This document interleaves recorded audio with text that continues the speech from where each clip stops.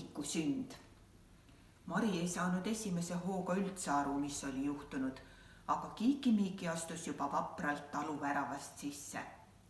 Värava kõrval paiknes suur hoone, mille uks oli pisut paokil.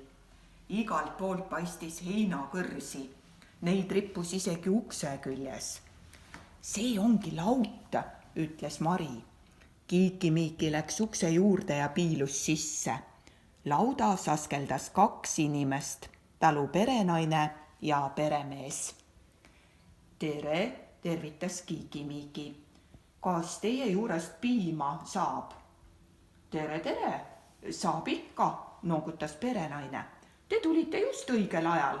Meil on 3 lüpsilehma ja täna öösel sündis Leedil väike vasikas. Panime talle nimeks Piimike. Perenaine kutsus lapsed vasikat vaatama. Küll ta oli armas. Peremees tuli piimaämbriga ja tõstis selle vasika ette. Piimik hakkas puristades jooma.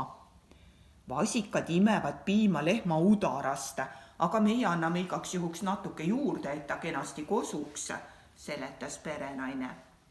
Vasikad on nagu väikesed lapsed, ütles Mari. Nad söövad alguses ema piima. Just, noogutas perenaine. Lehmadel ongi lüpsiaeg kätte jõudnud. Lähme karjamaale, siis näete, kuidas lüpsmine käib ja saate värsket piima. Tee peal küsis perenaine. Kas te olete varem üldse nii lähedalt lehma näinud?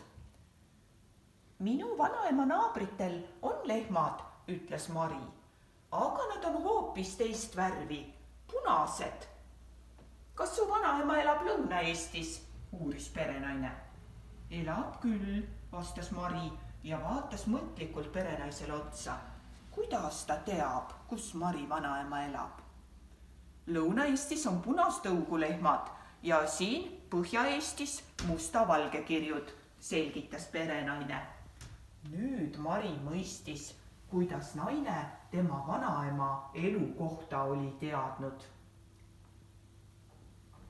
Mis tõugu lehmi kasvatatakse Lõuna-Eestis, milliseid Põhja-Eestis?